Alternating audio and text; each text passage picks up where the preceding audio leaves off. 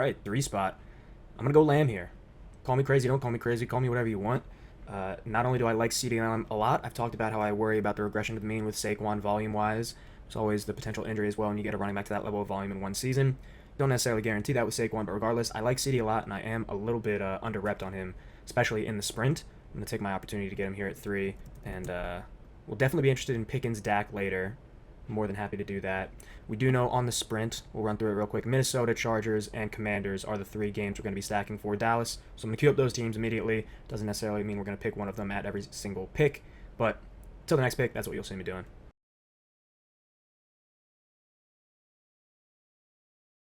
If we get A.J. Brown or Lad McConkey here, we'd be happy. A.J. Brown does go off the board. Lad's still there, potentially. That would be huge. Can just take Tyreek. I've been taking Tyreek a lot, though. I don't think I want to go Jacobs. Does Tyreek have any overlap? Not necessarily. Cincinnati have any overlap? No, not really.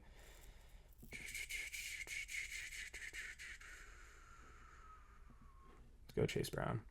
Moving on the clock there. I don't have a lot of Chase Brown. Chase Brown, admittedly, is someone that I am hesitant on, but by all accounts should have free reign of his backfield. Cincinnati's going to be playing from behind a lot, which is part of the reason I don't like him, but they will be a good offense. Running backs in good offense immediately have better opportunity. What is it? BDG always says this now. 60% of running back touchdowns come within the 5, and like 50 come within the 10.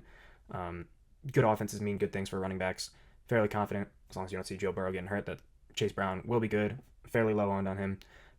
And you can see the board right now. There are a fair bit of wide receivers we're going to be targeting in the middle of this draft, especially if we were to get crazy and take Daniels. Let's check out what's our 4th round pick.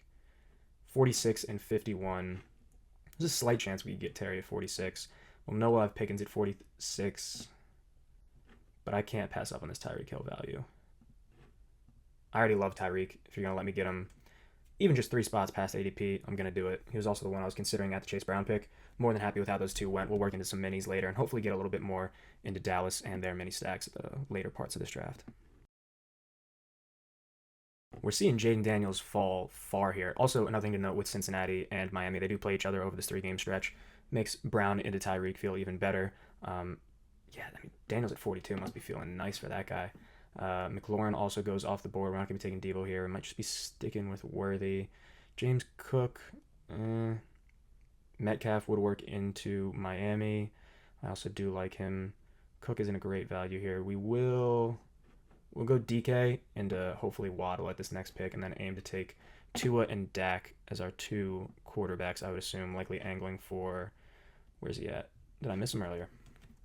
Angling for Jake Ferguson here in the mid to get a little bit of a double in Dallas. Doubling down in Dallas. But yeah. I mean, if James Cook is there at 51, I was going to say we could take him over Waddle. Otherwise, I'm just going to take a Miami double. Hope that offense returns to form. Devonta Smith, I honestly think, is a solid pick in this range, but doesn't play super well in anything for us after missing on both Washington top-end stuff. I don't love Debo, but he's always open for us later. Kenneth Walker's fine. I think he's kind of like a low to mid percentage player for me. But yeah, we'll just go Waddle here. Feel fairly good about that pick here, and we'll definitely be targeting Tua much later in this draft. Be back to the next one.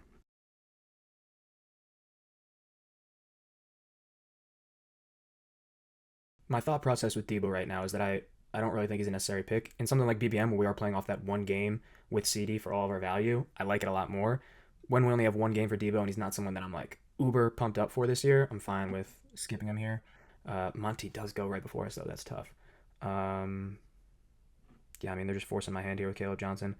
I'm going to have to do it. I draft too much Caleb Johnson, hand up. If Debo's there at 75, I feel a lot more comfortable. I don't love him. He's fine. I don't think he'll be amazing. Week 12 does then become fairly heavy for us at wide receiver there, which is not necessarily something I'm too keen on. I don't think it's like make or break, but it is a slight consideration. We can take Addison maybe a couple spots after. I feel like this Ekbuka price is getting a little too steep. I think Ekbuka is going to be extremely efficient this year, but this is a very crowded wide receiver room. Like, I know Godwin will be slow to start. There is opportunity early, but I mean, there's only so many targets in this offense. I feel like it's going to get crowded and crowded quick. There is something to say about maybe taking Pacheco. With Minnesota, we currently... Yeah, Minnesota with Addison would have felt better if we had gotten. We'll just take Pacheco here. I like Pacheco. I hope that he can fend off, both Kareem Hunt and Brashard Smith. The thing I was going to say about Addison in Minnesota, both Addison and Aaron Jones would have felt a lot better to me had we gotten Monty at that Caleb Johnson pick. We don't, unfortunately, so that is just something we have to eat. Pacheco, I like. Again, talk about good offenses. You're looking at KC. KC admittedly does throw the ball more in the red zone than a lot of the other NFL teams out there. So Pacheco does see a slight decrease with that, but either way, Pacheco can reclaim his full role in what is one of the best offenses in the league, even at their worst. They're still very good. I love it. I still think that Andy Reid is a Pachecanado. He's a fan of Isaiah Pacheco, so I'm hoping that he doesn't steer me too wrong this upcoming year. And it helps round out our running back room a fair bit. At the second of these two picks, we are going to take Dak. Not at the first, though. Houston with Higgins doesn't play too well in anything for us. I would be open to taking Kelsey here, even without Mahomes. I am starting to turn the corner on my Kelsey thought process just a little bit. But we'll see if he's there. My opinion with Kelsey, basically, especially if I can take him with Jake Ferguson, Kelsey is not going to get you like season long tight end uber value. But when you're getting him in like pick 90 as a mid range tight end, he still has the upside in any given week to give you that 18, 20 point outburst. And then you would hope that Ferguson can kind of supplement the other weeks where you did see last year where Kelsey ends up with 2, 3, 4, 5. That's the problem. But we are playing best ball. Like Kelsey being a volatile fantasy asset is not necessarily a problem in this format as it would be for your home league. And then we will close out with Dak at the next one, and likely, I'm assuming, have to take Ferguson. What are the picks after this? 18, 23, 42.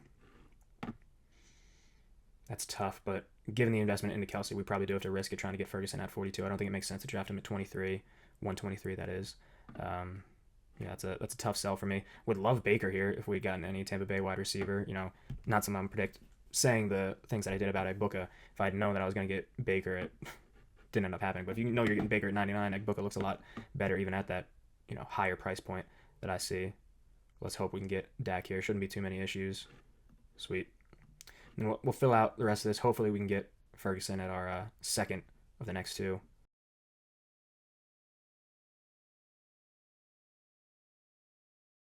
Trey Harris going off the board does stink. We do play well into the Chargers now with 2 games on them with Dallas and KC. So any bit of Chargers we can get either now or later in the draft does feel good. Not taking Najee or anything here right now. This is a admittedly tough pick for us here. We're probably going to have to do a fair bit of reaching. So maybe we do take Ferguson at 123 and just have to eat it. Because I don't love the board right now. I know that we want to take Tua later, so I don't want any of these quarterbacks. We don't play into them well either. Scadaboo's injury is concerning.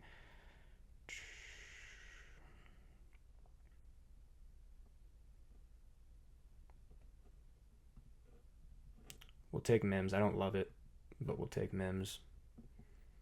Further plays into our KC, Pacheco, Kelsey line here.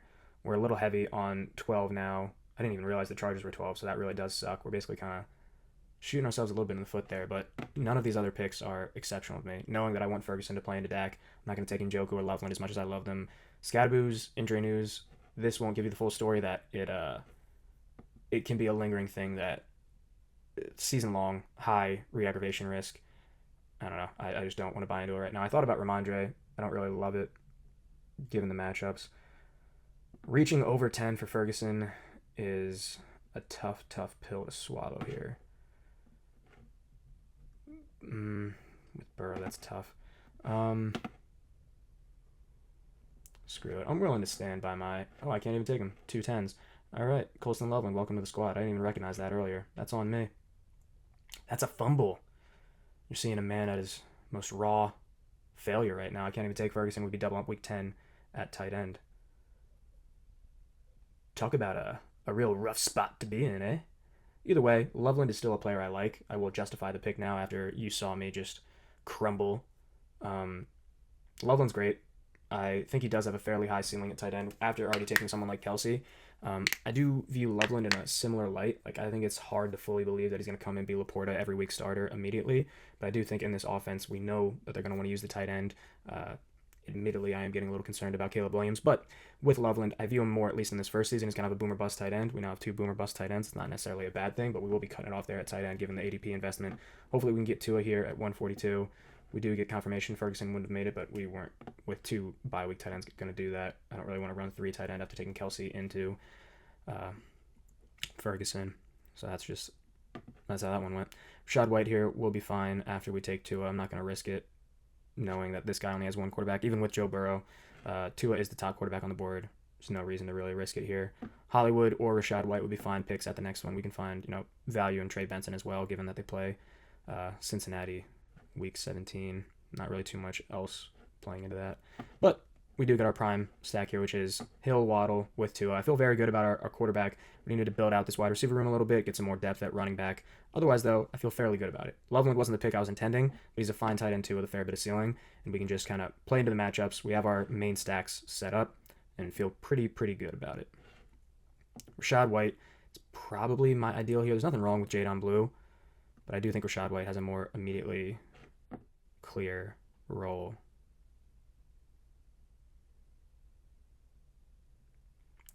Javonte Williams getting even more.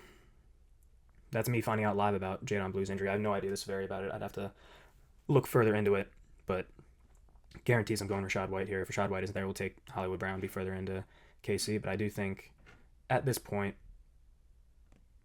QJ isn't bad. I'm just going to take Rashad White. We need a little bit more depth at running back. Even with the bye week 12 issues, I'm confident that we can scrape by season long, even with a slight dip in week 12, given the stacking that we have into two offenses that I do like a fair bit. I'm surprised to see Hollywood Brown falling this far. He would have been a fine pick if White wasn't there, but admittedly, I trust White as a fourth running back that really lets us kind of punt further down on our fifth, or if we need it, sixth running back. We probably are going two quarterback, two tight end, so we will have a little bit more space depth-wise for running back and wide receiver, which, gives us some more room to play with.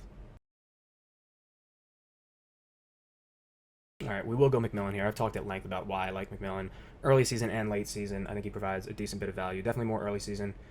Doesn't line up too well. Like, we haven't gone Reishi into McMillan, which is an angle I like. But either way, I think McMillan season long provides a fair bit of week-to-week ceiling, which is exactly what I want out of a depth wide receiver piece right now. Also gives us some matchups. No Atlanta or Carolina for Tampa Bay right now, but knowing we're double stacked into Miami, any Tampa Bay is more than fine. Also should be a fairly good offense, always something you want to play into. Eckler could be a pick here. Eckler, the only reason I like him is because he's going to get receiving work. He can be that low-end just filler when you need it. Eckler's not going to win you BBM or sprint by any means, but he might give you the chance to actually advance and get a chance at winning it. That's how I view him. Garendo's injury is a little bit concerning. It's tough. We probably just further play into Jalen Wright and the Miami offense. If you see a chain injury, there's a lot of value out of that. It's also a depth piece right now. Yeah, I'm fine with Jalen Wright. We're already very much into the Miami offense. Might as well further stack into that team-wise. And if you see any sort of, either he becomes the 1B, not necessarily taking a Mostert role, but just gets a little bit more work, or you see a 1 or 2 game injury to Devon Achane, you get a lot of benefit from that.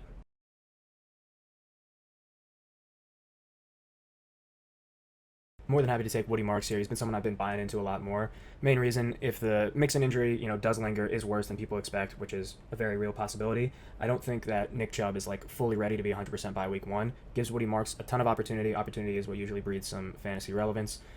I'm not going to speak here and say whether Woody Marks is going to be a fantastic running back giving that opportunity or not, but getting a running back at pick 190 that has the opportunity to be a starter for any portion of the season, without the handcuff aspect of it, is something I'm going to be very interested in. If Mixon doesn't play till midseason and Marks is able to beat out Nick Chubb, have a few bit of runs there, I think that also gives us a lot of leeway to give Caleb Johnson some time to fully take over the backfield in Pittsburgh, which I don't think he's going to have immediately come week 1. We can also take a little bit of Jalen Noel here. In terms of our final 2 picks, more likely than not, going to go 2 more wide receivers, I would guess. Jacksonville isn't something we have to work too much into. I'm happy to take Noel here. We don't really have any late blooming wide receivers right now. We haven't drafted any rookie wide receivers yet, any suspensions, injuries. So Jalen Noel is kind of one of those rookie wide receivers that you assume can work his way up the depth chart, maybe work his way into a Tank Dell role at some point in the season, and then provide some value in those fantasy playoffs. At least we hope so.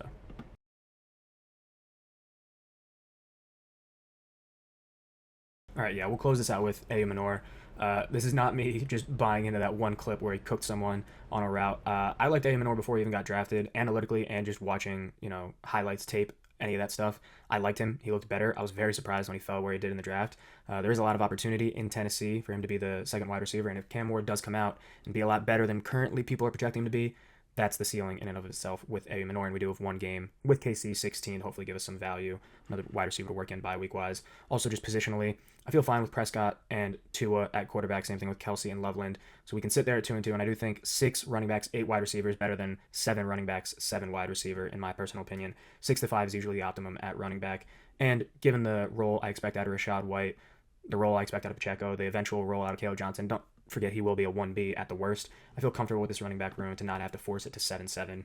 So that is this draft. Heavily into Dallas, very much so into Miami. We get some decent game stacks.